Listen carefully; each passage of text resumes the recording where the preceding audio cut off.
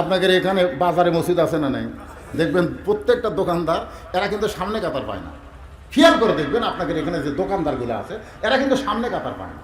এরা খালি ঘড়ি দেখে যেই দেখার 2 মিনিট আছে তাড়াতাড়ি তালা দিয়ে দৌড়ে দেওয়া বারান্দাতে আল্লাহু আকবার। যে আল্লাহ আকবার নিয়ত করছে মিন শাররিল ওয়াসওয়াসিল খান্নাস, ভিতরে খান্নাস বলতেছে তাড়াতাড়ি তো নিয়ত করলি, চাবি মানে নিয়ত করার পরে চাবির কথা মনে হচ্ছে, তালা দিছিস চাবি, ওই নামাজের মধ্যে হাত বাঁধা অবস্থায় আছে। আল্লাহ তোর নামাজ গেছে। ওসমান গনি হলেন সাহাবীদের মধ্যে সবচাইতে নরম কলিজার, জোরে কারণ সুবহানাল্লাহ। আল্লাহ রাসূল বলেছেন আমার ওসমান কেমন তোমরা কি শুনবে? রাখাল পিছনে যায় বলতেছে যতই কান্দো উটের দুধ আমি তোমাকে দিতে পারি না। ওমর ফারুক বলে রাখাল ভাই উটের দুধের কোনো দরকার আমার নাই, বরং তোমার কাছে আমি জানতে চাই তুমি না দেখা আল্লাহকে কলিজার মধ্যে জায়গা দিয়ে তুমি যে আল্লাহর কোরআন অনুযায়ী চলতেছ এর বিনিময়ে তোমার চাহিদা কি? আজকে আমাদের বাংলাদেশে কোরআন অনুযায়ী যারা চলতেছে তাদের জেল জুলুম আছে না নাই? মঞ্চ থেকে তাদেরকে নামায় দেয় কি দেয় না? দেয় কি দেয় না? গত রাত্রে আমার মাহফিল ছিল পাবনা সুজানগর তাঁতি বন্দরে, তেজও তুটপারি দেয়নি। আপনি কি করছেন? আর ক্ষতি হয়নি? এর কথা কর না, ক্ষতি হয়নি। জেল হয়, জুলুম হয়, নির্যাতন হয়, এত কিছু করার পিছনে তোমার চাহিদা কি? তুমি কি জন্যে? ওমর ফারুক বললেন রাখাল না দেখা আল্লাহকে কলিজার মধ্যে জায়গা দেয় তুমি যে আল্লাহর কোরআন মানতেছো এর বিনিময়ে তোমার চাহিদা কি? তোমার তো ভালো একটা বাড়ি নাই, তোমার ভালো একটা চাকরি নাই, রোদে পুড়ে পুড়ে উঠদুম্বা চড়াও, এর বিনিময়ে তোমার চাহিদা কি? রাখাল চোখের পানি বের করে বলে ফঠিক আমার চাহিদার কথা যদি শুনতে চাও তাহলে শোনো, রব্বানা আতিনা ফিদ দুনিয়া হাসানাতাও ওয়া ফিল আখিরাতি হাসানা ওয়া কিনা আযাবান্নার। ওমর ফারুক বলে রাখাল ভাই আমি তোমার কাছে চাহিদার কথা জানতে চাইলাম, তুমি কোরআনের আয়াত তেলাওয়াত করলে কেন? রাখাল বলে তুমি আসলেই মূর্খ, তুমি আসলেই মূর্খ, তুমি বুঝতে পারলা না এই কোরআনের আয়াত দিয়ে আমি কি বললাম? আমার চাহিদা হলো দুইটা, একটা হলো দুনিয়া, একটা হলো আখেরাত। দুনিয়ার চাহিদা হলো মহামানব হযরত ওমরকে আমি এক নজর দেখতে চাই। ওমর ফারুক বললেন ওমরকে দেখতে চাওয়ার কারণ কি? বলে যে কোরআনের আইন চালু করার কারণে আমার মতন রাখাল না দেখা আল্লাহকে কলিজার মধ্যে জায়গা দিয়ে আল্লাহর কোরআন অনুযায়ী চলতেছি, সেই মহামানব হযরত ওমরকে যদি একটা বার দেখতে পাইতাম আমার দুনিয়ার চাহিদা আল্লাহ পুরো করত। আমার দুনিয়াতে কিছুই দরকার নাই, শুধু হযরত ওমরকে আমি এক নজর দেখতে চাই। আমার 2 নম্বর চাহিদা হলো আমি রাখাল যখন মরে যাওয়ার পরে অধম রাখালকে আল্লাহ যেন জান্নাত দেয়। সঙ্গে সঙ্গে হযরত ওমর রাখালের হাতটা খফ করে ধরে একটা চুমা খাইছে। রাখাল বলতে পথিক আমার ঘর্মাক্ত শরীরে তুমি চুমা দিলা। ওমর ফারুক বলে ভাই তোমাকে চুমা দেওয়ার কারণ হলো তুমি খুব চালাক। ওমর ফারুক বললেন তুমি খুব চালাক। রাখাল বলতেছ আমি কি চালাকি করলাম? ওমর ফারুক বললেন তোমার আখিরাতের চাহিদা আল্লাহ পুরা করছে। আল্লাহ কোরআনে বললেন ইন্নাল্লাযীনা ক্বালু, যারা পারেন তারা সকলে বলেন ইন্নাল্লাযীনা ক্বালু রাব্বুনাল্লাহু সুম্মা ইসতাকামু তাতানাজ্জালু আলাইহিমুল মালায়েকা আল্লা তাখাফু ওয়া লা তাহজানু ওয়া আবশিরু বিল জান্নাহ। সুবহানাল্লাহ বলেন। ওমর ফারুক বললেন রাখাল এই দুনিয়াতে আল্লাহকে রব হিসাবে স্বীকার করে এর প্রতি যারা ইস্তেকাম থাকবে ওরা যখন মৃত্যুবরণ করবে আল্লাহর ফেরেশতা বলবে আল্লাহ তাখাফ তোমাদের কোনো ভয় নাই, ওয়ালা তাহজান তোমাদের কোনো চিন্তা নাই, ও আবশিরু বিল জান্নাহ এই দুনিয়া থেকেই তাদেরকে আল্লাহ জান্নাত দিয়া দিবে। তোমার 2 নম্বর চাহিদা আল্লাহ পুরা করছে, মরার সাথে সাথেই তুমি জান্নাত পাবে। রাখাল মুচকি মুচকি হাসে। ওমর ফারুক বলে রাখাল হাসো কেন? রাখাল বলতেছে আমি চালাক না তুমি চালাক, তুমি চালাক। ওমর ফারুক বলতেছে, আমার মধ্যে চালাকির কি দেখলে? বলে, দেখো তুমি বাকির কথা সহজে বললে, আমি মরিয়া গেলে জান্নাত পাবো, এটা হলো বাকি। কিন্তু নগদ হযরত উমরকে দেখতে পাবো, এই কথা বলতে তোমার কোন জাকাত বাঁচে? একটা হলো নগদ, একটা হলো বাকি। মরে গেলে জান্নাত, এটা কি? এই যে আপনারা টাকা দিলেন, টাকা দিল 10, বেহেশত ফসা ফস, টাকা 20, বেহেশত দিয়ে 20, এরকম দোয়া করি কি করিনি? এখন একটা বলবো 10, আল্লাহ 14 গোষ্ঠীর জান্নাত দিয়ে দাও আল্লাহ। মনে হয় বক্তাকের কাছে জান্নাত এজেন্ট দিয়ে আছে, জোরে করে কথা ঠিক কিনা? হ্যাঁ, করতে নামাজ পড়েনি, ওই একটা কোরআন শরীফ দান করছে, গোষ্ঠী শুদ্ধ দোয়া করতেছে, আল্লাহ যে ব্যক্তি কোরআন দিল তাকে জান্নাত দিও, ওর বাপক জান্নাত দিও, ওর দাতাক জান্নাত দিও। ওই যায় আর কয় নামাজ পড়া লাগবে না, বছর অন্তর একটা করে কোরআন দিলি কাম হবি, জোরে কোন কথা ঠিক কিনা? মানে মরে গেলে জান্নাত, এটা হলো বাকি। আমি মরে গেলে জান্নাত পাবো, এই বাকির কথা তুমি সহজেই বললা, কিন্তু নগদ হযরত উমরকে এক নজরে দেখতে পাবো, এই কথা বলতে তোমার কোন জায়গায় বাজে? ওমরের চোখ দিয়ে দর দর করে পানি পড়তেছে। আমি যে ওমর, এই কথা রাখালকে কেমনে বলবো?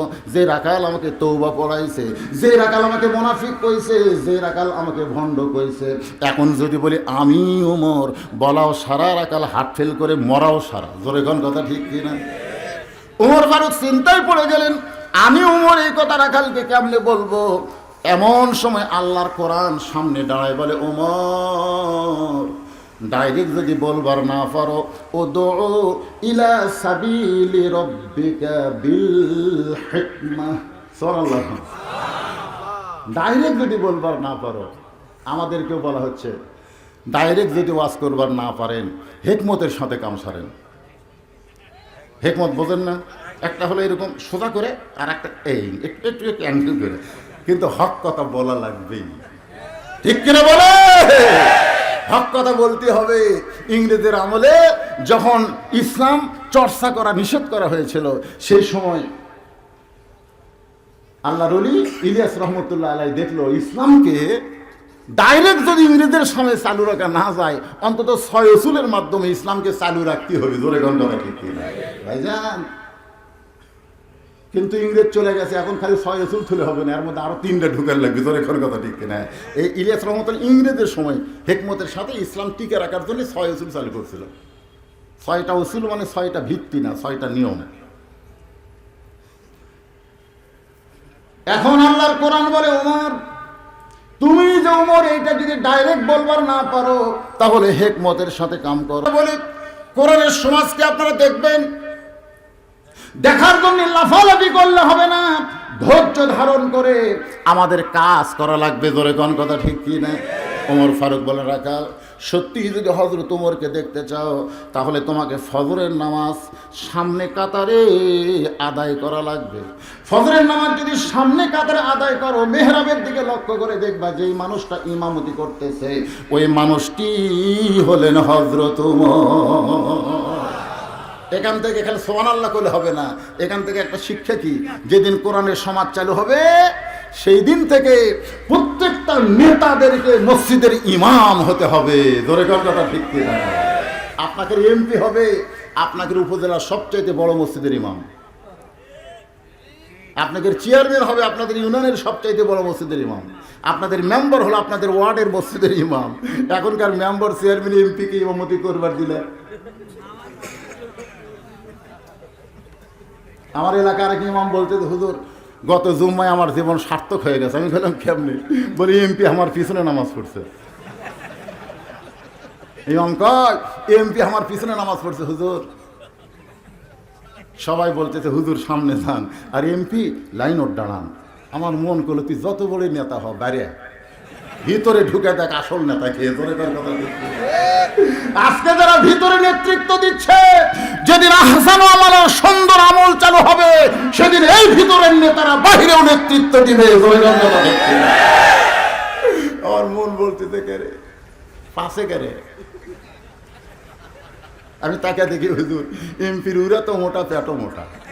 চিন্তা করলাম আজকে এই মোটা মানুষকে রুকুর মধ্যে বেশিক্ষণ রাখবো। আমি যতক্ষণ রুকুতে থাকবো, এমপির বাপেরও ক্ষমতা নেই মাথা তুলবার ঘরে ধরে। আপনারা জানেন যারা মোটা তাজা মানুষ, তারা কিন্তু রুকুত কষ্ট হয়। আমাকে এলাকায় কিছু মোটা মানুষ এখন ঠিক মতো রুকু সেজদা করা পারে না, ওরা মসজিদের মধ্যে চেয়ার রাখছে, ধরে কোন কি রাখছে, চেয়ার। আর সেই চেয়ার খোঁজে, চেয়ার খুঁজে একেবারে সামনে কাতারে বসে, সামনে কাতারে বসে ওরা নামাজ পড়তেছে। আমি আপনাদের বলতেছি, মুকুম দাঁড়াও, লিল্লাহি আল্লাহর জন্য দাঁড়াও, ও নীতির আনুগত্য নিয়ে দাঁড়াও।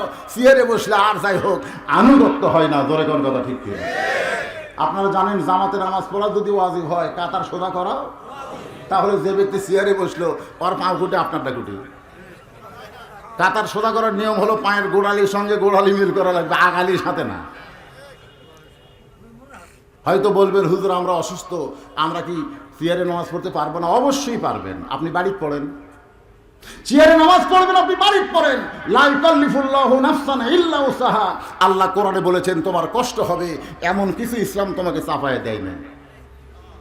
তুমি সুস্থ অবস্থায় মসজিদে জামাত পড়েছো, অসুস্থ অবস্থায় তুমি বাড়িতে পড়ো, তোমার চেয়ারের কারণে মসজিদের জামাত মাকরুহ হোক, এটা কি সম্ভব? এটা কি সম্ভব? এই জন্য যারা চেয়ারে নামাজ পড়েন আমি তাদেরকে বলবো, মসজিদে এসে আপনি চেয়ার করবেন না, খাড়া হয়েই থাকবেন। খাড়া হয়ে যেমন হেঁটে হেঁটে আইছেন, মসজিদে খাড়া হয়ে নামাজ পড়বেন। আপনি ইশারার দ্বারা রুকু করবেন, ইশারার দ্বারা সেজদা করবেন, কিন্তু কুমুলিল্লাহি কানিতিন, এই মসজিদে নামাজের দাঁড়ানো ফরজ, এই দাঁড়ানোটা আপনার আদায় হয়ে গেল। জোরে জোরে কথা ঠিক কিনা? আপনি ইশারার দ্বারা দাঁড়িয়ে থেকে রুকু করবেন, দাঁড়িয়ে থেকে সেজদা করবেন, ইশারা। কিন্তু ফরজ যেটা আপনার দাঁড়ানো, এটা আপনার হয়ে গেল। কথাটা বুঝলেন?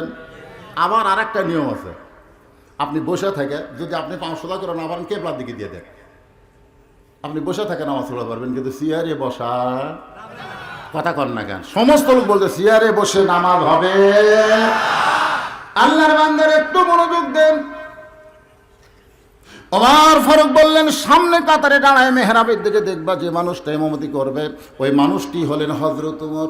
রাখাল বলতে, পথিক আমি মসজিদের বারান্দায় নামাজ পড়ি, আমি মসজিদের ভিতরে কোনোদিন ঢোকার সাহস পাই না, কারণ মসজিদের ভিতরে যারা নামাজ পড়ে তারা নবীর সাহাবী, অত্যন্ত দামি মানুষ। ওই দামি মানুষের ভিতরে আমি রাখাল কেমনে যাই? ওমর ফারুক বললেন, রাখাল এ জায়গায় তুমি ভুল করতেছ। তুমি যে বললে আমি রাখাল, আমি বারান্দাত নামাজ পড়ি, মসজিদের ভিতরে দামি, আমি কম দামি, এই কথা তোমাকে কে বুঝাইছে? ইসলামের আইন হলো ইন্না আকরামাকুম ইনদাল্লাহি আতকাকুম, ওই ব্যক্তি সবচাইতে দামি হয় যার কলিজার ভিতরে কার ভয়। আর জোরে, বাদশার চাইতে একটা ফকির দামি হতে পারে, আলেমের চাইতে একটা শ্রোতা আল্লাহর কাছে দামি হতে পারে। আমি চেয়ারে বসে ওয়াজ করতেছি আর আপনারা খ্যাড়ের ওপর বসে থেকে ওয়াজ শুনতেছেন, মনে করতেছেন হুজুর দামি, আমরা কম দামি, তা কিন্তু নয়। আমলের কারণে হয়তো দেখা যাবে আপনারা সবাই জান্নাতে যাচ্ছেন, আর আমার জিহ্বায় বসি লাগায়া, হাদিস শরীফে রয়েছে যে বক্তা ওয়াজ করে লিমা তাকুলু মালা তাফালুন, ওয়াজ করে কিন্তু আমল করে না, ওই বক্তার জিহ্বার মধ্যে বসি দিয়ে, বসি বোঝেন না আপনারা, মাছ ধরে, এই বসি দিয়ে জাহান্নামের ফেরেশতারা টেনে টেনে জাহান্নামে নিয়ে যাবে। মাথায় টুপি থাকবে, মুখে দাড়ি থাকবে, পরনে জুব্বা থাকবে।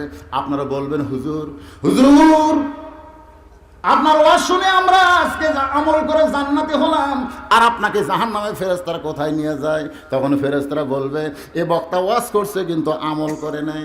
তখন আপনারা বলবেন, আল্লাহ যে বক্তার ওয়াজ শুনে আমরা জান্নাত পাচ্ছি, সেই বক্তাকে আমাদের সঙ্গে জান্নাত দাও।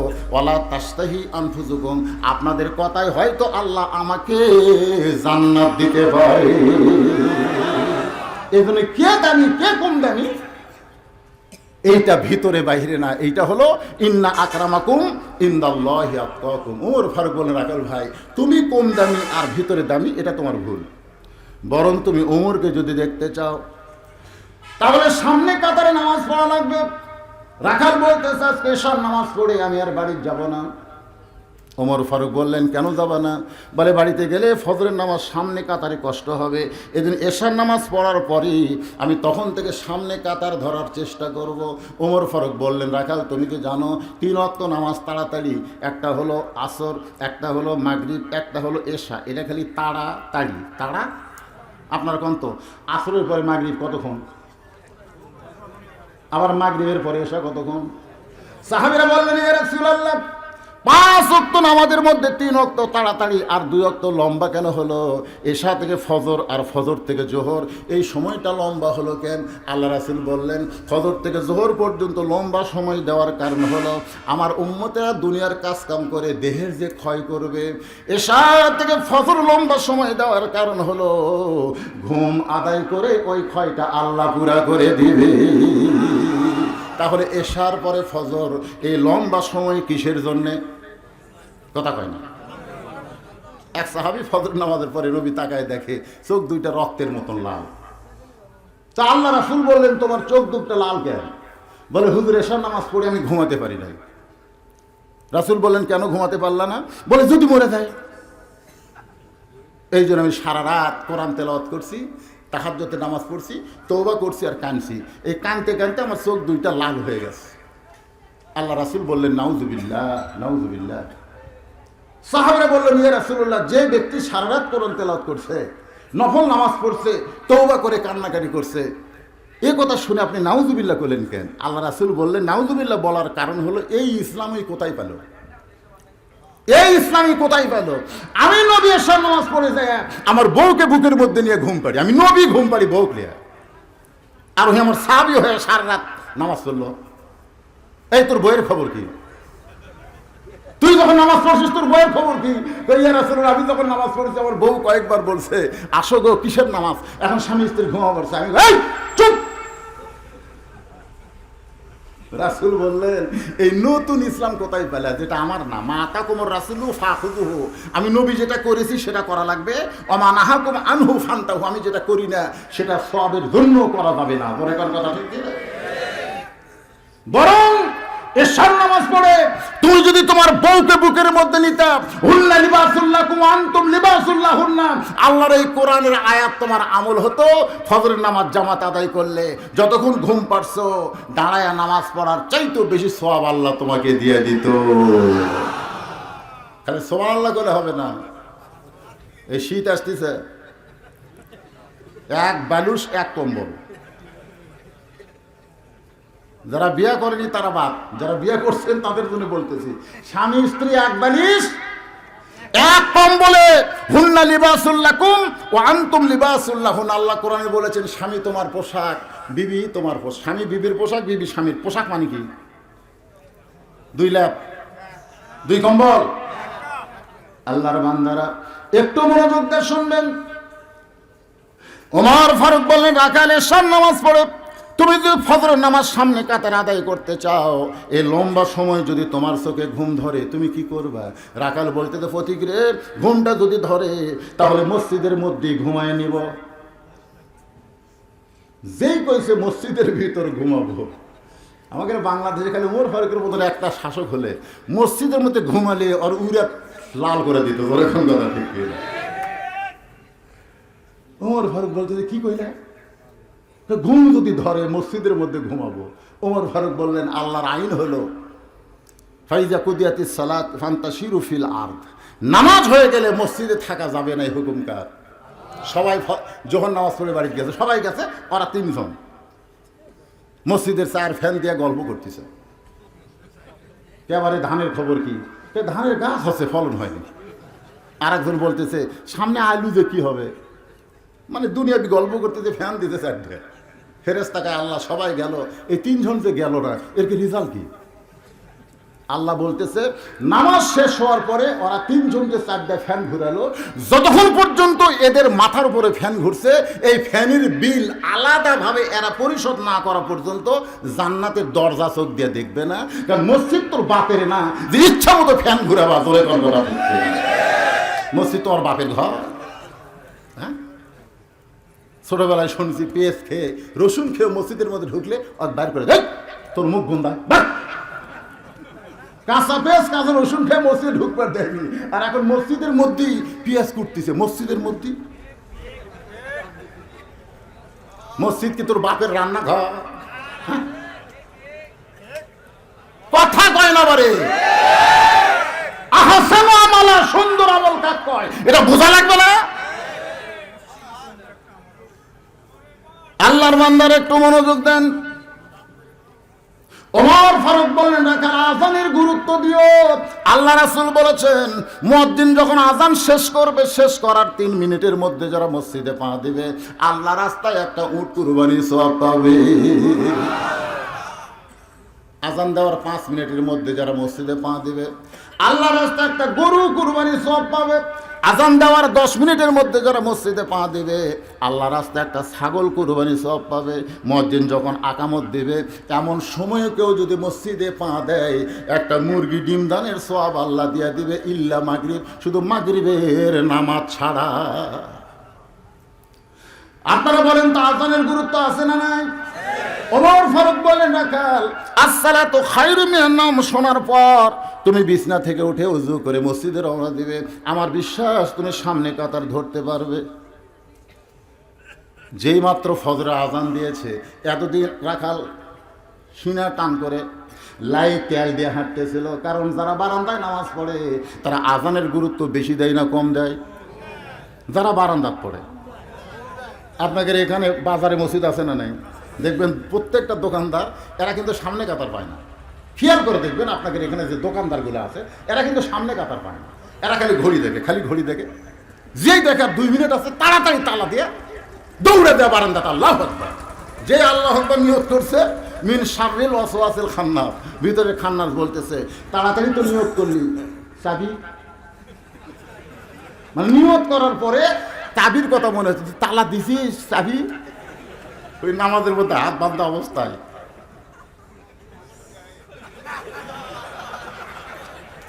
আছে, আল্লাহ তোর নামাজ গেছে। হাদিসে আছে বিস্তারিত, হুজুরি কলব ব্যতীত করছেন কালেও নামাজ তোর হবে না। সবাই বলেন, হাদিসে আছে বিস্তারিত, হুজুরি কলব ব্যতীত করছেন কালেও নামাজ তোর হবে না। তবে কেন গাও জুয়ারি, মানুষকে দেখাও নামাজ পড়ি। তবে কেন গাও জুয়ারি, মানুষকে দেখাও নামাজ পড়ি। ও তোমার সিদ্ধ বীজে সুফসল ফলে না। আজও কেন আল্লাহর নামাজ ধরতে পারলা না? আল্লাহ কয়, নামাজের জোরে ফায়সা কাজ যাবে দূরে, রয়েছে কোরআনে ঘোষণা। এখন আকাম কুকাম নামাজ রোজা একসাথে বান্ধিয়া বোঝা, জাহান্নামে দিয়াছ রওয়ানা। আজও কেন আল্লাহর নামাজ ধরতে পারলা না? এতদিন রাখাল নামাজ পড়তো বারান্দায়, জোরে কোন কোথায়? কিন্তু আজকে নামাজ পড়বে সামনে কাতারে। রাখাল বারান্দায় এসে বলতেছে, রে বারান্দা, আজকে ভিতরে নামাজ পড়তে হবে, আগামীকাল থেকে আবার বারান্দা পড়বো। আজকে ভিতরে পড়া লাগবে, তাও খালি ভিতরে না, সামনে কাতারে। এতদিন রাখাল মসজিদের মধ্যে ঢোকে নাই, আজকে ঢুকতেছে। আপনারা বলেন তো, ভিতরে ঢোকার নিয়ম আছে না নাই? মশারির ভিতরে, মশারির ভিতরে যখন আপনি ঢুকবেন, কিভাবে ঢুকবেন? এ কথা কন না কেন? কিভাবে ঢুকবেন? একবার মশারি আলোক করে ফেলে দেয়, আলোক করে ফেলে দিয়ে ঢুকতে আপনি একলা ঢুকবেন না, আপনার সাথে 100টা মশাও ঢুকবে। জোরে কথা ঢুকবেন তো মশারির ভিতরে আপনি কিভাবে ঢুকবেন? মসজিদের মধ্যে আপনি কি ভাবে ঢুকবেন? একটু নিয়ম জানার দরকার আছে না? না, ডান পায়ে ঢোকালে বলতে এক ভাই বলতেছে ডান পায়ে ঢুকবে। হ্যাঁ, ডান পায়ে। আপনি ডানপন্থী হয়ে গেলেন। আমাদের বাংলাদেশে ডানপন্থী বামপন্থী আছে না? নাই। ধরে আপনি কি রাজনীতি করেন? আমি বামপন্থী করি। ও বামপন্থী, মরিয়া দেখ, আমল নামা বাম হাতে দিবে, কানতে কানতে জাহান নামে যাওয়া লাগবে। ধরে কোন কথা ঠিক না? তুমি কি রাজনীতি করো? বলে আমি ডানপন্থী। তুমি ডানপন্থী রাজনীতি করো, হাসরের ময়দানে তোমার আমল নামা ডান হাতে আল্লাহ দিয়ে দিবে, হাসতে হাসতে তুমি জান্নাতে যেতে পারবে। ডান পা, ধরে কোন পা? শুধু ডান পা দিলে হবে না। আল্লাহুম্মা আফতাহ লি আবওয়াবা রাহমাতিক দোয়াটা পড়ে রাখাল মসজিদের ভিতরে ঢুকতেছে। ভিতরে ঢুকে যখন সামনে কাতারের দিকে যাওয়ার চায়, প্রত্যেকটা সাহাবী নড়ে সরে রাখালকে যাওয়ার রাস্তা করে দেয়। সবাই নড়ে সরে রাখালকে বলে যান। রাখাল মনে মনে কয়, আল্লাহ গো, বাইরে থেকে ভাবলাম কি, আজকে ভিতরে দেখি কি। এতদিন বাইরে থেকে মনে করেছিলাম আমি কম দামি, ভিতরে সবাই দামি। আজকে ভিতরে ঢুকে দেখতেছি আমিও যা, এরাও তাই। সোনাল্লাহ কর না খেয়ে। সামনে কাতারি এসপি দাঁড়ায় আছে, সামনে কাতারি এসপি। একটা লোক ধরবে সেরকম ফাঁকা আছে। এসপি চিন্তা করে কাতার পুরা হচ্ছে না, একজন তাকায় দেখে দরজার চকিদার খাড়া গেছে। এসপি ডাকতে চায় না স্যার। এসপি কয় কিসের স্যার রে? না স্যার আপনি এসপি আমি চকিদার। এসপি কয় ওটা বাইরের কথা, আমি বাহিরে এসপি তুই বাহিরে চকিদার, ভিতরে আয় তুইও আয়। চকিদার কি কম একেবারে চকিদারকে এসপি তার কাছে খাড়া করছে, খাড়া করে বলতেছে পায়ের গোড়ালির সঙ্গে গোড়ালি মিল কর। চকিদার বলতেছে ফেটে গেছে স্যার। মানে পায়ের গোড়ালি শীতে ফেটে গেছে। আপনি জানেন তার পাও ফাটে, ওটা কিন্তু বিলেটের মতন ধাপ। যদি কোনো স্বামীর পাও ফাটে আর একই কম্বলের মধ্যে যদি ঘুমাবার চায়, একবার যদি পায়ের ঘোষণ বউ খায়, লাভটা বলবো মোহরনা মাপ দিলাম, তুমি ল্যাপ পাল্টাও, জোরে খান কেন ঠিক। এই জন্য শীতের রাতটা আমি বলতেছি আপনারা একটা করে ভ্যাজলিন কিনবেন। হ্যাঁ, একটা করে ভ্যাজলিন কিনবেন। এই পাও ফাটা কিন্তু কঠিন রোগ। কি পাও ফাটে না? অনেকের পাও ফাটে না। এখন চকিদার বলে আমার পাও ফাটা স্যার। এসপি বলতেছে কোনো অসুবিধা নাই, তুইও যা আমিও তাই। চকিদার চোখের পানি বের করে বলে মাবুদ এমন একটা ঘরের মধ্যে ঢুকলাম যে ঘরের মধ্যে চকিদার এসপি ভাই ভাই। এই শিক্ষাই নামাজের মধ্যে পাওয়া যায়। রাখাল যাইতে যাইতে একেবারে সামনে কাতারে মেহরাব বরাবর। মেহরাব তো বোঝেন যেখানে ইমাম সাহেব দাঁড়ায় নামাজ পড়ায়, ওই বরাবর প্রথম কাতের রাখাল 2 রাকাত সুন্নত নামাজ আদায় করলো। আপনার হিসাব করে দেখেন 5 ওয়াক্ত নামাজে সর্বসাকুল্যে 12 রাকাত। জোরে বলেন কয় রাকাত? 5 ওয়াক্ত নামাজে 12 রাকাত সুন্নত আপনাকে আদায় করতেই হবে, না করলে গুনাহ হবে। ফজরের পূর্বে 2 রাকাত, যোহরের পূর্বে 4 রাকাত, পরে 2 রাকাত, মাগরিবের পরে 2 রাকাত, এশার পরে 2 রাকাত, এই সর্বসাকুল্যে 12 রাকাত। 12 রাকাত সুন্নত যারা আদায় করবে, ফরজ নামাজ পড়তে আল্লাহ তাদের মনটা ভালো করে দিবে। আর যারা সুন্নতের সঙ্গে নফল নামাজ আদায় করবে, প্রত্যেকটা ফরজ নামাজ তাদের কাছে মধুর মতন তৃপ্তি দিবে। এজন্য কোনো নামাজকে খাটো করবেন না। মন চাইলে আপনি নফল পড়েন, সুন্নত পড়েন, কোনো নামাজ বাদ দেওয়ার দরকার আছে নাকি? কিন্তু আমরা তো খালি মনে করি এ তো নফল রে, নফল। নফল কি? সাহাবারা বললেন হিয়া রাসূলুল্লাহ নফল নামাজ সম্পর্কে একটু বলেন। আল্লাহ রাসূল বললেন নফল নামাজ হলো মহব্বত। যার কলিজায় আল্লাহর মহব্বত বেশি কেবলমাত্র তারাই নফল নামাজ পড়বে। আর সুন্নত আর ফরজ হলো ইবাদত। ইবাদত মানে না পড়লে গুনাহ হবে, এই জন্যই পড়বে। আর নফল না পড়লে কোনো পাপ নাই, পড়লে আল্লাহ খুশি হয়ে যায়। এই জন্য নফল নামাজের গুরুত্ব দিবেন। আল্লাহর বান্দার একটু খেয়াল করেন, রাকাত 2 রাকাত সুন্নত নামাজ পড়ে বসে আছে। কারণ হযরত ওমরকে এক নজর দেখবে, নিজের দুনিয়ার চাহিদা আল্লাহর কাছে পুরা করবে। কিন্তু একজন সাহাবী মসজিদের মধ্যে ঢুকে দেখে জায়গা দখল। একজন সাহাবী মসজিদের মধ্যে ঢুকে দেখে জায়গা দখল। কারণ আল্লাহ রাসূল বলেছেন আমার আবু বকর যখন ইমামতি করবে, খুব খেয়াল করে শোনেন, আবু বকর বরাবর যে সাহাবী দাঁড়াবে তার নাম হলো হযরত ওমর। উমর যখন ইমামতি করবে, ওমর বরাবর যে সাহাবী নামাজ পড়বে সে সাহাবী হলো হযরত ওসমান। ওসমান গুনি যখন ইমামতি করবে, ওসমান বরাবর যিনি দাঁড়াবে তার নাম হলো আলী। আর আলী যখন ইমামতি করবে, আলী বরাবর। এই বলে রাসূল ওমর চুপ হয়ে গেলেন। সাহাবীরা বললেন ইয়া রাসূলুল্লাহ হযরত আলী যখন নামাজ পড়াবে তখন আলী বরাবর পিছনে কে দাঁড়াবে? রাসূল বললেন মা ইয়ানতিকু আনিল হাওয়া ইন হুয়া ইল্লা ওয়াহয়ুহা। আমি রাসূল ততক্ষণ পর্যন্ত বলতে পারবো না যতক্ষণ পর্যন্ত আল্লাহ না বলাবে। এই কথার দ্বারা বুঝাইলেন হযরত আলী পর্যন্ত হলো খোলাফায়ে রাশেদা। ধরে কোন সুবহানাল্লাহ।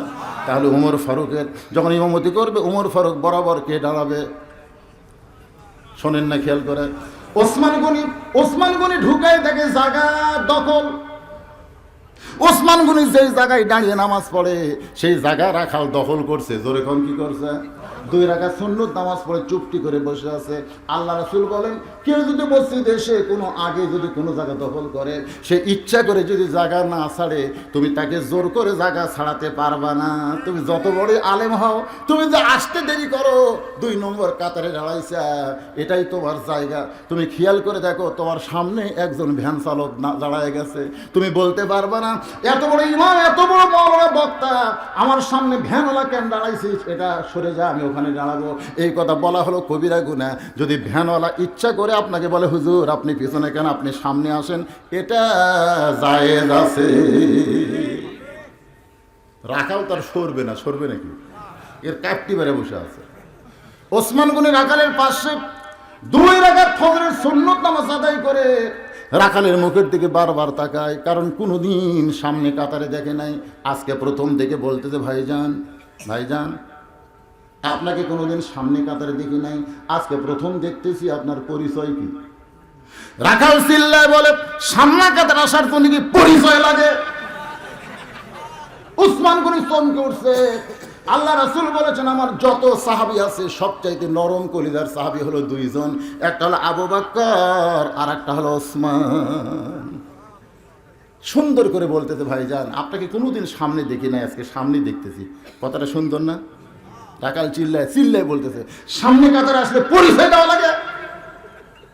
রাখাল চিল্লানোর কারণ হলো, যারা রাখালি করে তারা কোনো সময় ভালো কথা বললে কাম হবে না। আপনি গরু ছাগল চড়ান না, আপনার গরু কারো আবাদ খাওয়ার জন্য যাচ্ছে, আপনি যদি বলেন, বাবা গরু, ও বাবা গরু, ওদিকে যাস না বাবা, ওই আরো জোরে যাবে। আর যদি বলে, এই গরু, এ লাঠি দেখিস রে, গরুরা কিন্তু মানুষের চাইতে ভালো শোনে। হট করে কালকে লাঠি দেখাচ্ছে, আবার ঘুরে চলে আসবে। এই জন্য আল্লাহ রাসূল বলেছেন, প্রত্যেকটা বাড়িতে, প্রত্যেকটা পরিবারে আমি রাখালের দায়িত্ব দিয়ে তোমাকে প্রেরণ করেছি। তোমাকে মাঝে মধ্যে রাখালের দায়িত্ব পালন করা লাগবে। সকালবেলা উঠে দেখতেছো তোমার ছেলে স্কিন প্যান্ট পরছে টাকনুর তলে, স্কিন প্যান্ট চলে গেছে টাকনুর তলে। আপনারা বলেন তো, পুরুষ মানুষ টাকনুর নিচে পোশাক পরা জায়েজ না হারাম? শুধু হারাম না, কবিরা গুনাহ। আল্লাহ রাসূল বলেছেন, হাসরের ময়দানে টাকনুর তলে যারা কাপড় পরে তাদের দিকে আল্লাহ রহমতের নজর দিবে না। তা আপনার ছেলে যে টাকনুর তলে কাপড় পরে, আপনি বাবা হিসাবে রাখাল হওয়ার দরকার আছে না নাই? আপনি কাছে ডাইবেন, এই কি পরছিস, টাকুর বোতল, এই যে ফুল প্যান্ট পরছিস, স্কিন প্যান্ট, এটা পরে তুই চলে যাচ্ছিস, আসবি কখন? তো সন্ধ্যাবেলায়। পেশাব করবি না? তো করবো, তো কিভাবে করবো আমাকে দেখাতো। তখন বলতেছে, আব্বা এত রাগ করবো না, মানে তুই আমার ছেলে না? তুই যখন রাস্তা দিয়ে যাস, তুই একটা পাঞ্জাবি পরলে তোর যন্ত্রগুলো ঢাকতো, এমন একটা ফুল প্যান্ট পরছিস, সামনে খালি টোপলা লাগাল হয়ে আছে, পিছনে কামরাঙ্গার দাগ, তুই আমার ছেলে। পেশাব করিস না তুই? তো করি, তো কিভাবে করিস? খাড়া হয়ে করি, তো খাড়া হয়ে পেশাব নিংড়ে না। ছোট যখন ছিলি, তুই যখন ছোট ছিলি, তখন তুই পেশাব করলে কে করে কানতে উঠতি, তোর মা দৌড়ে যায়, ওই পেশাবের কাপড় ফেলে দিয়ে নতুন একটা কাপড় দিছে, তোর পাশা ভিজা তেনাতে মুছিয়া দিছে। ছোটবেলা তোর পেশাবের কামড়ি হবি দেখে তোর মা মুছিয়া দিছে। তুই এখন পেশাব করিস, টপ টপ করে পেশাব দিয়ে তোর যে ফুল প্যান্ট ভিজে গেল, এটা টান দেয় কেরে? এই শয়তান, এই পেশাব ভিজে এটি জীবাণু হলো, এই জীবাণু তুই পেশাবের ছিদ্র দিয়ে ভিতরে যায়, তোর যে আগা মোটা গোড়া চিকন হবি, বিয়ে করলে বউ যে তোর ওভার ডিউটি করবে। এই শয়তান, এটা আমার ওয়াজ করার দরকার না, প্রত্যেকটা বাবা তার ছেলেকে করা দরকার। আপনার রাখালি করা লাগবে না? আপনার যে 17 বছরের মেয়ে, একের প্লাজো প্লাজো একটা পেটিকোটের মতন পায়জামা, হায় হায় হায় হায়, একে টাকনুর উপর পায়জামা দিচ্ছে, টাকনুর উপর নিচে একটা স্যান্ডেল পরতে, মনে হয় এর ধুল টিচার যাচ্ছে। তা আপনি বাবা হিসাবে কি ডাক দেন? ডাক দেন। আল্লাহ রাসূল ঘরের মধ্যে ঢুইকা দেখে মাত্র 11 বছরের ফাতেমা হাতের মধ্যে 2টা চুড়ি দিয়ে মুসকি মুসকি হাসতেছে। আল্লাহ রাসূল ঘর থেকে বাইরে আসলেন, ফাতেমা চমকে গেল, যে বাবা ঘরের মধ্যে গেলি আমাকে মা বলে আদর করে, সেই বাবা ঘর থেকে কেন বাইরে যায়? ফাতেমা বাইরে এসে দেখে নবীর চোখ দিয়ে দর দর করে পানি পড়ে। বাবা কি দুঃখ, কেমন করে কাঁদতেছেন? আল্লাহ রাসূল বলে, ফাতেমা যে দুনিয়াতে সাজবে মা, আল্লাহ তার আখিরাতের সাজ কমায়া দিবে। আর কোনো ওয়াজ করা লাগে নাই। এইটুকু রাখালি করার সঙ্গে সঙ্গে ফাতেমা হাতের দুইটা চুড়ি খুলে মাটির ফাইলে দেয়। নবী আমার দৌড়ে গিয়া ওই দুইটা চুড়ি নিয়ে জামার পকেটের মধ্যে ঢুকায়। ফাতেমা বলে, বাবা, যেই চুড়ি হাতে দেওয়ার কারণে আপনি চোখের পানি বের করে কানলেন, সেই চুড়ি ফেলে দেওয়ার পরে কুড়ে কেন পকেটে ঢুকাইলেন? রাসূল ফাতেমার কপালে একটা চুমা দিলেন। আপনি 11 বছর, 15 বছর, 17 বছর মেয়েদের কপালে চুমা খেতে পারবেন, হাতে চুমা খাইতে পারবেন। রাসূলের সুন্নাত, জোরে কান সুবহানাল্লাহ। কপালে চুমাতে বললেন, ফাতেমা, এই দুইটা চুড়ি আমার যত্ন করে রাখতে হবে। শুধু দুইটা চুড়ি না, তোর গলায় মালা পরানো হবে, তোর কানে দুল পরানো হবে, ফাতেমা তোর নাকে ফুল পরানো হবে। ফাতেমা বলে, কবে কবে কবে? আল্লাহ রাসূল বললেন, যেদিন তোমার বিবাহ হবে। সুবহানাল্লাহ। রাসূল বললেন, যেদিন তোমার বিবাহ হবে সেদিন শুধুমাত্র স্বামীর জন্যে তুমি সাজতে পারবে, বিবাহের আগে মেয়েদের সাজা জায়েজ নেই। তুই আপনার মেয়েকে আপনি বলবেন তুই এই হাই হিল পরে কি ফিল করে রাস্তায় যাচ্ছিস, ছেলেদের ধর্ষণ করলে মৃত্যুদণ্ড রে। হ্যাঁ, তোর জন্যই তো, তোর জন্যই তো, তোর জন্যই তো। অন্যটা বুকের মধ্যে নাই, মাঝখান দিয়ে দিছে, দুই দিকে দূরে শিং তুলিছে। সুন্দর নারী দেখলে পরে আমার দিল দেওয়ানা করে ওলে ওলে। এগুলো সরকারকে বলবো, ধর্ষকের শুদ্ধ মৃত্যুদণ্ড নয়, নারীদের পর্দার আইন পাশ করতে হবে। যেদিন পর্দার আইন চালু হবে সেদিন হাসান আমলা, সুন্দর আমল বাংলার মুসলমান দেখতে পাবে।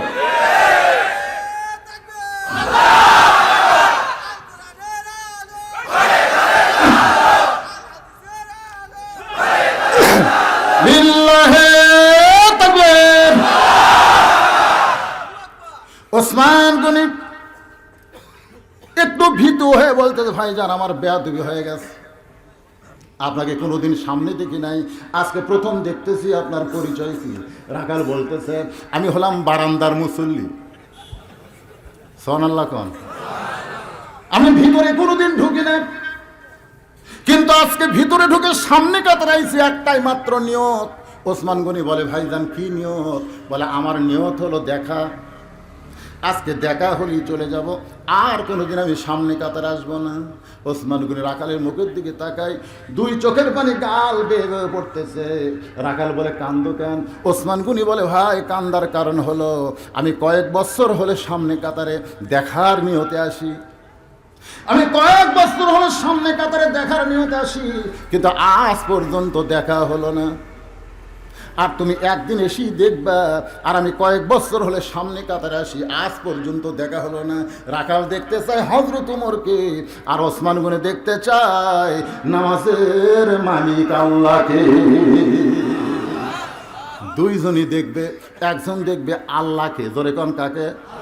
আর একজন দেখবে কাকে? শুধু ওমর বললে হবে না, এখানে বলতে হবে একজন দেখবে আল্লাহকে, আর একজন দেখবে আল্লাহওয়ালাকে। আপনারা বলেন তো, আল্লাহওয়ালার সাথে আল্লাহর সম্পর্ক আছে না নাই? ধরে কোন আছে না নাই? আমাদের বাংলাদেশে আল্লাহওয়ালা আছে না নাই? জোরে গন কোথায়? ফ্রান্সের ম্যাক্রো আমার নবীর বিরুদ্ধে কটূক্তি করলো, ওই দেশে নবীর বিরুদ্ধে বাজানগো চিত্রাঙ্কন প্রদর্শিত হলো।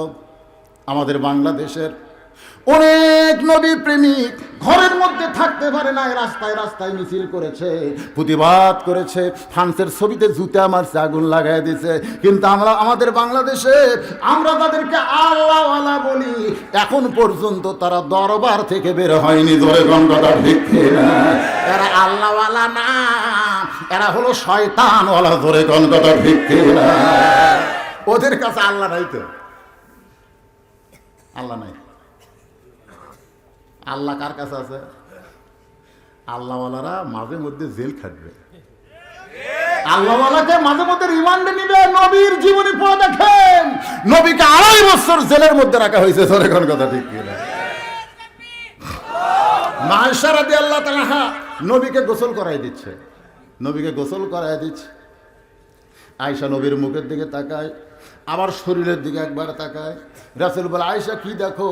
বলে, আপনার মুখটা পূর্ণিমার চাঁদের মতো সুন্দর, কিন্তু হুজুর আপনার গোটা দেহ কালো কালো দাগ, আপনার কি কোনোদিন বসন্ত হয়েছিল? আল্লাহ রাসূল বলে, আয়েশা তুমি ছোট মানুষ, তুমি জানো না এই দাগগুলো বসন্তের দাগ না, এই দাগ হলো কলেমার দাওয়াতের দাগ। আয়েশা বলতেছি, ইয়া রাসূলুল্লাহ, নবী হয়ে আপনার দেহে দাগ হলো। আল্লাহ নবী বলেন, আয়েশা কিয়ামত পর্যন্ত আমার যারা উম্মত হবে তারা দাওয়াতের কাজ করলে তাদের দেহে এরকম আঘাতের চিহ্ন থাকবে। তুমি নবীর উম্মত হবা, তোমার বুক আছে এক জায়গা, তার পেট হচ্ছে টেপা মাছের মতো। তুমি যখন বসলে মনে হয় তোমার বুক একটা পাহাড় হয়ে গেছে। মাথায় টুপি দিয়ে তুমি কেউ আশিক রাসূল। এই ভণ্ডামি বাংলার জমিনে চলতেছে, কারণ বাংলার জমিনে কোরআনের ওয়াজ আছে, কোরআনের সমাজ নাই। যেদিন সমাজ কায়েম হবে সেদিন এই ভণ্ডদের আস্তানা থাকবে না। জোরে কোন কথা ঠিক কিনা? খুব খেয়াল করবেন। ওসমান করে দেখতে এসেছে আল্লাহকে, কারণ রাসূল বলেছেন, আনতা বুদুল্লাহ কান্নাকা তারাহু ফাইল্লাম তাকুন তারাহু ফাইন্নাহু ইয়ারাকা। সুবহানাল্লাহ খান। এটা হলো কিতাবুল ইহসান, বুখারী শরীফের হাদিস। যখন তোমরা ইবাদতের মধ্যে শামিল হবে, ইবাদতের মালিক আল্লাহকে দেখতে পাবে।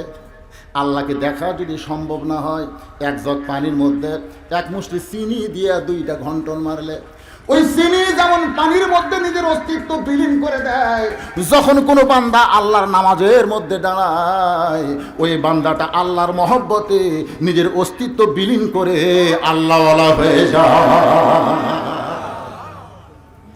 রাখাল বলতেছে ওসমান গনিকে, ভাইজান আপনার চোখে দোষ আছে। আপনার চোখে কি আছে? আপনার চোখে দোষ আছে। এত বছর হলে সামনে কাতারে নামাজ পড়েন, এখন পর্যন্ত দেখবার পারেন নাই। আজকে আমার হাত ধরেন, আমি নিজেও দেখব এবং আপনাকেও দেখাইয়া দিব। সুবহানাল্লাহ বলেন। আপনি আমার হাত ধরেন, জোরে কোন কি ধরেন? আমার হাত ধরেন, আমি নিজেও দেখবো এবং আপনাকেও দেখাই দিব। সঙ্গে সঙ্গে আল্লাহর কোরআন ওসমান গনির সামনে এসে বলতেছে, ইয়া আইয়ুহাল্লাযীনা আমানুত্তাকুল্লাহা ওয়া কুনু মা'আস সাদিকিন। রে ঈমানদার বান্দারা, আল্লাহর ভয় যদি তোমাদের কাছে রাখতে চাও, সবসময় যদি আল্লাহর ভয়ের মধ্যে থাকতে চাও, তাহলে আল্লাহওয়ালা সাদিকিন সত্যবাদীর সাথী হও। আপনার বলেন তো, যারা কোরআনের হক কথা, কোরআনের কথা বলে, কোরআনের বাণী বলে ওয়াজ করে, এদের চাইতে সাদিকিন কি আছে? এ কথা কর না কেন? কোরআনের হক কথা যারাই বলে তাদেরই কিন্তু, কি মনে করতেছেন? হক কথা বোঝেন না? হক কথা বোঝেন না? এই দেখেন, অকুনু মা সাদিকিন। সাদিকিন মানে যারা সত্যবাদী, যারা সত্য কথা বলে, সত্য পথে চলে, সত্যের পথে মানুষকে চলতে বলে, তাদের সঙ্গে হওয়ার দরকার আছে না নাই? হ্যাঁ, এখন আমি সত্য কথা বলবো। অনেকের মনে হবে এটা কেমনে সত্য হলো? বাপদাদার আমল থেকে করতেছি। বাপদাদার আমল, বাপ দাদার আমল হলে, রাসূলের বাপ দাদারাও অনেক কিছু করছে, কিন্তু রাসূল হক প্রচার করছে। জোরে কোন কথা ঠিক কিনা? বাতিল হয়ে গেছে জানি না, যেটা সেটা কোরআনের কাছে আমরা জানবো। ওসমান গনি রাখালের হাতটা ধরে আছে, মনে মনে ভাবতেছে, আল্লাহ আমার যোগ্যতায় আমি তোমাকে দেখতে পাই নাই, কিন্তু আজকে এমন একজন আল্লাহওয়ালা আমার পাশে, সে নিজেও দেখবে এবং আমাকেও দেখায় দিবে। ওসমান গনি হলেন সাহাবীদের মধ্যে সবচাইতে নরম কলিজার। জোরে কোন সুবহানাল্লাহ। আল্লাহ রাসূল বলেছেন, আমার ওসমান কেমন তোমরা কি শুনবে? ইয়া রাসূলুল্লাহ বলেন। রাসূল বললেন, একদিন আমি বসে আছি, এমন সময় একজন সাহাবী এসে আমাকে বলে, ইয়া রাসূলুল্লাহ যদি পারেন আল্লাহর রাস্তায় আমাকে একটু খাবার দেন। আমি সঙ্গে সঙ্গে আমার জুব্বাখানা উঠালাম, আমার পেটের দিকে তাকায় দেখে ক্ষুধার জ্বালায় পেটে পাথর বান্ধা। সাহাবী চোখে পানি নিয়ে যখন রওনা দেয়, আমি ডাক দিলাম, আলী। আলী বলে, লব্বাইক ইয়া রাসূলুল্লাহ। রে সাহাবী একটু থামো। আমি আলীকে ডাক দিলাম। সাহাবী মনে মনে কয়, আমিও যেমন গরিব, রাসূলও তেমন গরিব, আলী তার চাইতে কম নয়। আলী বলে, হুজুর আমারে ডাকলেন কেন? আল্লাহ রাসূল বলে, তোমার এই ভাই না খায় আমার কাছে খাবার চায়। আলী বলতে, হুজুর আমিও কয়েকদিন হলে খাই নাই। আল্লাহ নবী আলী কিছু দেওয়ার জন্য তোমাকে ডাকি নাই, বরং লেখো। ওসমান গনির কাছে চিঠি। এই ভাইটাকে ওসমান গনি যেন 2000 টাকা দান করে দেয়। ধরে কোন কয় হাজার? 2000 টাকা দান করে। নিচে একটু আমার নামটা খোদাই করে লিখে দিও। হযরত আলী চিঠি লিখলেন ওসমান গনির কাছে, আর বললেন চিঠির বাহককে 2000 টাকা দিতে হবে, আল্লাহ রাসূল এই হুকুম দিয়েছে। সুবহানাল্লাহ। কম চিঠির বাহক ওসমান গনির দরবারে গেলেন। ওসমান গনির দরবারে চিঠি নিয়ে যায়, দেখে ওসমান গনি কেশিয়ারের সঙ্গে ঝগড়া করতেছে। এই 4 আনা গেল কোথায়? কি হিসাব করিস? 4 আনা গেল কোথায়? গরিব সাহাবী মনে মনে চিন্তা করে, আমার কাছে 2000 টাকার চিঠি, আর বেটা 4 আনার জন্য যে হারে ধরছে, তার কাছে চিঠি দেওয়া মানে বৃথা, দরকার নাই। নবীর কাছে গিয়ে বলে, ইয়া রাসূলুল্লাহ, আপনি দিবার পারবেন না, তবে আপনি না দিলেন ভালো কথা, এমন কৃপণের কাছে আমার কেন পাঠাইলেন যে 4 আনার জন্য কেশিয়ারকে ছাড়ে না? আল্লাহ রাসূল বলে, তুমি কি চিঠি দিয়েছো? বলে, দেওয়ার পরিবেশ পাই নাই, আবার যাও। গরিব সাহাবী নবীর কথা মতো আবার গিয়ে দেখে ওসমান গনি কেশিয়ারের কপাল ঘাম টপ টপ করে পড়তেছে, আর কিছুক্ষণ পরেই বলতেছে, 4 আনা গেল কোথায়? 4 আনা গেল কোথায়? গরিব মনে মনে করে, আল্লাহ, ঘন্টার পর ঘন্টা যেই মানুষটা 4 আনার জন্য কেশিয়ারকে ছাড়ে না, এই মানুষ কোনোদিন 2000 টাকা দিবে না। আমি নবীর কাছে গেলে নবী আবার পাঠায় দিবে, আবার পাঠায় দিবে। যে দরজায় পাওয়া যায় না সে দরজায় ফকির কিন্তু বারবার যাবার চায়। আমার এলাকার এক ফকির ভিক্ষা করতে করতে 2 দরজা বাদ দিয়ে গেছে। আমি বললাম, কে বাবা, সব দরজায় ভিক্ষা করিস, এই 2টা বাদ দিলেন কেন? কয়, হুজুর আপনি ভিক্ষা করছেন। আমি বললাম, করিনি তো। তা বুঝবেন কেমনে? আমি বললাম, বুঝিনি দেখে তোর কাছে বুঝবার চাই। বলে, হুজুর কমপক্ষে 10 দিন এই 2 দরজার ভিক্ষা চাইছি, বাড়ির ভিতর থেকে কয় মাফ করো। তো যে শালারা ফকিরের কাছে মাফ চায়, এদের চাইতে বড় ফকির আর দুনিয়াতে নাই। আমার সময়ের দাম নাই। কোন আপনি কোন আমার সময়ের দাম নাই? যদি ভিক্ষা পাবো না সেটা আমি দাঁড়াবো না। আমি খেলাম দাঁতের ফকির। এদের আপনি জানেন না, ওরা আমাকে চাইতে ফকির। যারা ফকিরের কাছে মাপ চায়, এদের চাইতে বড় ফকির দুনিয়াতে আম্মা সাইলা ফেলা তানহার। ফকিরকে তোমরা মাপ চাইও না, বরং কিছু দাও। একথা কোরআনে আছে না নাই? ফকির গরিব দরিদ্র সাহাবী মনে মনে চিন্তা করে, নবীর কাছে গেলে আবার নবী আমাকে পাঠাই দিবে, দরকার নাই। ক্ষুধা পেটে এত ঘোরা ভালো লাগে না, গোপন পথ দিয়ে পলাবার চাই। ওই সিরিরা পকের মধ্যে রেখে গরিব সাহাবী গোপন পথ দিয়ে যখন যাবার চায়, রাস্তার মোড়ে দেখে হযরত আলী দাঁড়ায় আছে। কে দাঁড়ায় আছে? আসাদুল্লাহিল গালিব। আলী চোখের পানি বের করে বলে, ভাইজান, আমার হাসান হোসাইন আজকে 2 দিন হলে খায়নি ভাই, আমাদের জন্য সাহায্য চাওয়া জায়েজ নাই। তুমি গেছিলে ওসমানের কাছে, তোমার চিঠি লিখে দিলাম তার হাদিয়া স্বরূপ, আমারে কি কিছুই দিবা না? হাদিয়া দেওয়া যাবে, তবে সাহায্য নেওয়া যাবে। একটু হাদিয়া পাওয়ার আশায় রাস্তায় দাঁড়ায় আছি, যদি কিছু পারো তাহলে আমারে দাও। গরিব কান্দার বলে, দেখতেছেন আমার হাতে কিছুই নাই, যেই চিঠি আপনি লিখে দিচ্ছেন সেইটা পকেটের মধ্যে ঢুকাইছি ভাই। বলে, কেন? বলে, 2 বার পর পর গেছি, 4 আনার জন্য কেশিয়ারকে ছাড়ে না, এই বেটা কোনোদিন গরিবকে দান করবে না। হযরত আলী বলেন, চিঠির কথা কি বলেছ? বলে, আমার সাহস পায় নাই, আবার যাও। হযরত আলীর ভয়ে গরিব সাহেব ওসমান গনির দরবারে গিয়া দেখে ওসমান গনি আর কেশিয়ার 2 জনে আল্লাহর জিকির করতেছে। সুবহানাল্লাহ। 2 জনে আল্লাহর জিকির করতেছে, মানে 4 আনার হিসাব মিলে গেছে। গরিব সাহাবী সালাম দিয়ে চিঠিখানা যখন ওসমানের হাতে দেয়, ওসমান গনি চিঠি নিয়ে একটা চুমু দিয়ে বলতেছে, ভাইজান, এই চিঠি কে পাঠাইছে ভাই? গরিব বলতেছে, আল্লাহর নবী এই চিঠি পাঠাইছে। সঙ্গে সঙ্গে ওসমান গনি চিঠিতে চুমা দিয়ে বলে, ভাইজান, এই চিঠি কে পাঠাইছে ভাই? গরিব বলতেছে, আল্লাহর নবী এই চিঠি পাঠাইছে। সঙ্গে সঙ্গে ওসমান গনি চিঠিতে একটা চুমু দিয়ে বলে, ভাইজান, এই চিঠি কে পাঠাইছে ভাই? গরিব মনে মনে কয়, চিঠির মধ্যে 2000 টাকা থেকে পাগলা হচ্ছে। রাগ করে বলতেছে, আল্লাহর নবী চিঠি পাঠাইছে। ওসমান গনি চিঠিতে চুমু দিয়ে বলে, ভাইজান, কে চিঠি পাঠাইছে? গরিব বলতেছে, আমি জানি রে। পরপর 2 বার ফেরত গেছি, 4 আনার হিসাব ছাড়িস নাই। চিঠির মধ্যে 2000 টাকার অঙ্ক থেকে তুই পাগল হয়েছিস, আর বলবো না, তোর সাহায্য আমার দরকার নাই। রাগ করে গরিব নবীর দরবারে গিয়ে বলে, রাসূলুল্লাহ, এমন কৃপণের কাছে আমারে কেন পাঠাইছেন? 2 বার গেলাম, 4 আনার হিসাব ছাড়ে না, তারপরে গেলাম, কে পাঠাইছে? পরপর 3 বার বললাম, তারপরেও যখন জানতে চাই, আমি রাগ করে আপনার নালিশ জানাই। আল্লাহ নবী চোখের পানি বের করে বলে, আমার ওসমান তো এমন হওয়ার কথা ছিল না, আমার ওসমান তো এমন হওয়ার কথা ছিল না। এমন সময় ওসমান গনি এক বস্তা টাকা মাথায় নিয়ে নবীর দরজায় দাঁড়াইছে। নবী বলল, ওসমান, তোমার ভাইকে 2000 টাকা দান করার কথা বলেছি, তুমি এক বস্তা টাকা নিয়ে কেন আইছো বাজান? ওসমান গনি বলে, নবী গো, আপনার চিঠি পাওয়ার সঙ্গে সঙ্গে আমার ভাইকে আমি 2000 টাকা দান করার নিয়ত করেছি, আর মনে মনে নিয়ত করেছি যতবার আপনার পবিত্র নাম বলবে আপনাকে আমি এতই ভালোবাসি নবী, আপনার নাম আমার শুনতে এতই মন চায়, আমি 2000 টাকা করে বাড়ানোর নিয়ত করেছি। আমার এই ভাই পর পর 3 বার আপনার নাম বলেছে, এই নাম বলার কারণে 6000 আর সিটির কারণে 2000, এই 8000 টাকার বস্তা মাথায় করে আপনার পবিত্র হাত দিয়ে গরিবরে দিয়ে দেয়। গরিব সাহাবী কান্দে, আল্লাহর নবীও কান্দে, মাবুদ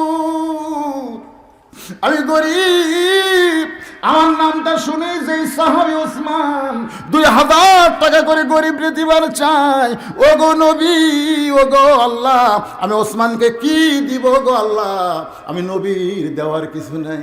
আল্লাহ বলে, হাবিব রে, যে আপনার নাম শুনে 2000 টাকা করে গরিব রে বাড়ায় দেয়, আমি আল্লাহ আপনাকে এত ভালোবাসি, আপনাকে ওসমান ভালোবাসার কারণে আমার গানি ডিগ্রি ওসমান রে দিয়া দিলাম। লিল্লাহে তাকবীর। ভাই বোন, এটা নবীর মাদ্রাসা।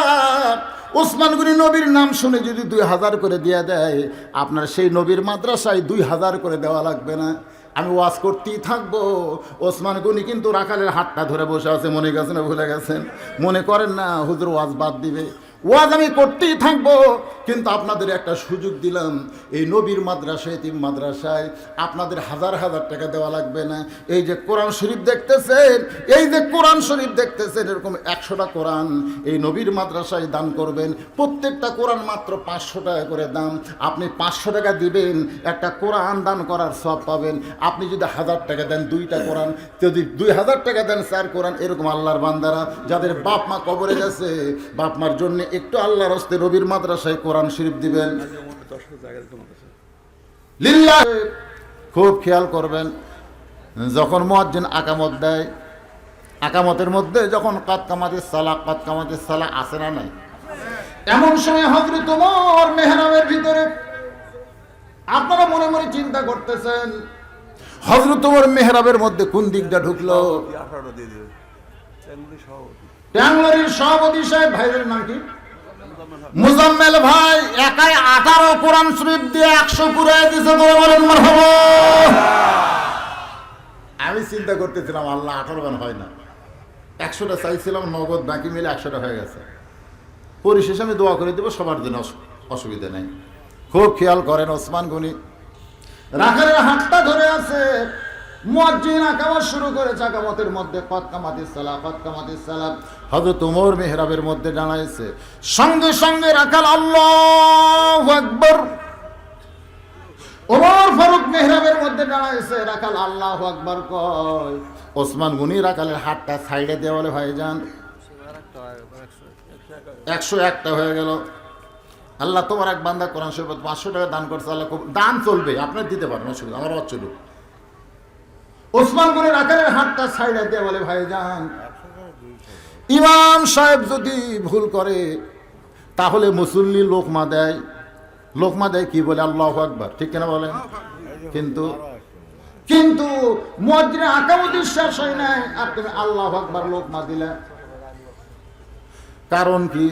রাখাল বলতেছে, এই জন্যই তো তুমি কানা। ওসমান গনিকে বলতেছে, এই জন্যই তো তুমি কানা, দেখবার এসে দেখবার পাও না। আপনারা বলেন, ওসমান গনিকে রাখাল যখন কানা বলতেছে, এমন সময় 2 নম্বরের কাতারে একজন সাহাবী 2 নম্বর কাতারের একজন সাহাবী এই কানা শব্দটা কানে পড়ার সাথে সাথে দৌড়ে এসে, কাতার ভাঙ্গা দৌড়ে এসে রাখালে হাতটা ধরে হ্যাঁচকা টান মারছে। পাগল, তোকে দেখি আমার সন্দেহ হয়েছিল, তুই কারে কানা কানা বলতেছিস? তুই কি মহামানবকে চিনিস? পাগল রে, তুই যারে কানা বললি ওই মহামানব হলো আল্লাহর নবীর ডবল জামাই ওসমান গনি। রাখাল ছোট বাচ্চার মতন কান্দে, কোনদিন ভিতরে ঢোকার সাহস পাইনি। ভিতরে নবীর দামি দামি সাহাবী থাকে, আমি রাখাল কেমনে ভিতরে ঢুকি? কিন্তু ওই পথিক ওমর ফারুকের দিকে আঙ্গুল তুলে বলতেছে, ওই পথিক আমার সর্বনাশ করছে। ওই পথিক আমারে কইছে, ওমরকে যদি দেখবার চাও তাহলে সামনে কাতারে দাঁড়াইবে, মেহরাবের মধ্যে যে মহামানবকে দেখতে পাবা সেইটাই হলো হযরত ওমর। আমি শুধুমাত্র হযরত ওমরকে দেখার জন্য সামনে কাতারে, কিন্তু হযরত ওমরের জায়গায় ওই পথিককে যদি আমি দেখতে পাই, এখন তোমরাই বলো, আমি আল্লাহু আকবার লোকমা দিয়া ওই পথিককে ওই জায়গা থেকে সরায়া হযরত ওমরকে আমি প্রাণ ভরে দেখতে চাই। হাজার হাজার সাহাবীরা কাঁদতেছে। সমস্ত সাহাবীরা যখন পাগলের মতন কান্দে, রাখাল চিল্লায় বলে, আল্লাহ, বারান্দায় নামাজ পড়া ভালো, বারান্দায় নামাজ পড়া ভালো, ভিতরে কেন কান্দাকাটি শুরু হয়ে গেল? ওসমান গনি বলে, রাখাল ভাই, ভিতরে কান্দাকাটির কারণ হলো তুমি যাকে পথিক পথিক বলতেছো তিনি হলেন হযরত ওমর।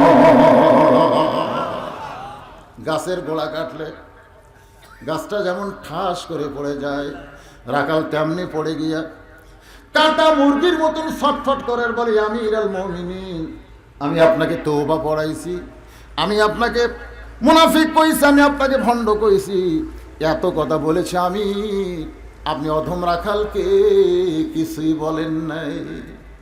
সমস্ত সাহাবীরা চিল্লায় বলে, ইয়া আমিরুল মুমিনিন, এই পাগল কে যে ওসমান গনিকে কানা বলছে আর আপনাকে বলতেছে তওবা পড়াইছি, মুনাফিক কইছি, ভণ্ড কইছি, এই পাগল কে গো? এই পাগল মসজিদের সামনে কাতারে আসলো কেমনি? সবাই যখন হইচই করতেছে, এমন সময় হযরত ওমর ওই রাখালকে বুকের মধ্যে নিয়ে রাখালের কপালে একটা চুমু খায়। রাখালের কপালে চুমু খায় বলতেছে, ভাইজান, তুমি আমাকে তওবা পড়াইছো, তুমি আমারে মুনাফিক কইছো, তুমি আমাকে ভণ্ড কইছো, তোমার এত কথা হজম করার পিছনে কারণ হলো আমি তোমাকে দেখিনি, তোমার ভিতরে আমার আল্লাহর কোরআন দেখেছি। রে বাংলাদেশের মুসলমান, শুধু কোরআন শোনার জন্য নয়, কোরআনের ওয়াজ শুধু শুনলে হবে না, সামিনা ওয়া তাআনা শুনতে হবে আমল করার নিয়তে। আজকে যদি আমরা সুন্দর আমল করতে চাই, লিয়াবলুয়াকুম আইয়ুকুম আহসানু আমালা, যে আমলের পরীক্ষা করা হবে সেই সুন্দর আমল যদি আমরা করতে চাই, তাহলে আল্লাহর কোরআনকে বাস্তবে গ্রহণ করতে হবে। এই কোরআন অনুযায়ী যদি আমরা আমল করতে পারি, সে আমলটাই হবে পরীক্ষার পাস যোগ্য আমল। জোরে বলেন কথা ঠিক কিনা? আর যদি খালি শোনা যায়, বকা উল্লাহ বকা গেল, শোনা আল্লাহ শুনে গেল, লাভ হবে? জোরে কার লাভ হবে? এই যে রাত জেগে কষ্ট করে আমরা কোরআনের মাহফিলে বসে আছি, আল্লাহর কোরআনকে আমাদের ধারণ করতে হবে, এই কোরআনকে গ্রহণ করতে হবে। এই কোরআনের পরতে পরতে শক্তি আছে না নাই? মাস্তানকে যদি কোরআন মহামানব বানায় দেয়, আমরা তো উমর ফারুকের মতন রাসূলকে হত্যা করার মতন মাস্তান হইনি। আল্লাহর কোরআন পরশ গ্রহণ করতে হবে, কোরআনের মাদ্রাসার সঙ্গে সম্পর্ক রাখতে হবে। আল্লাহ আমাদের সবাইকে এই কোরআন অনুযায়ী আমল করার তৌফিক দান করুক। সকলে বলে আল্লাহুম্মা আমিন। আস্তাগফিরুল্লাহ রব্বি মিন কুল্লি যামবিন ওয়া আতুবু ইলাইহি। মাশাআল্লাহ, কোরআন শরীফ বাবু তার একজন 500 টাকা দান করে গেল। আল্লাহ দানকে কবুল করেন। আপনারা সকলে দরুদ শরীফ পড়েন, আল্লাহুম্মা সাল্লি আলা মুহাম্মাদিন ওয়া আলা আলি মুহাম্মাদ কামা সাল্লাইতা আলা ইব্রাহিম ওয়া আলা আলি ইব্রাহিম ইন্নাকা হামিদুম মাজিদ। ভাইজান, আমার সামনে 2 তারিখে, আজকে হলো 30, মাঝখানে কালকের দিন পরই আমার এই পাশে আপনাদের মাহফিল আছে চয়রা। যদি আল্লাহ হায়াতে রাখে ইনশাআল্লাহ আবার দেখা হবে। আজকে মোনাজাতের পরে আমার লেখা একটা ছোট্ট বই আছে, সুন্নতের বাগান, অত্যন্ত গুরুত্বপূর্ণ বর্তমান বিশ্বের প্রেক্ষাপট নিয়ে। সুন্নতের বাগান, ওই টেজের উপর সামান্য কয়টা বই আছে, মোনাজাতের পরে মাত্র 30 টাকা হাদিয়া দিয়ে আপনারা নিয়ে যাবেন। ভাবজান দোয়া করে দিলাম। আল্লাহুম্মা আমিন। আল্লাহুম্মা আনতাস সালাম ওয়া মিনকাস সালাম তাবারাকতা ইয়া যাল জালালি ওয়াল ইকরাম। মাবুদ, সেই মাগরিবের নামাজের পর থেকে রাত অনেক হয়ে গেল, তোমার পাগল বান্দারা আরামের বাড়ি, আরামের ঘুমকে বাদ দিয়া কোরআন হাদিসের মহব্বত কলিজার ভিতরে নিয়ে এই জান্নাতের বাগানে বসে বসে কোরআন হাদিসের আলোচনা শোনার শেষে আমি গুনাহগারের সঙ্গে রহমতের দরজায় ফকির হয়ে দোকানা হাত তুলেছে।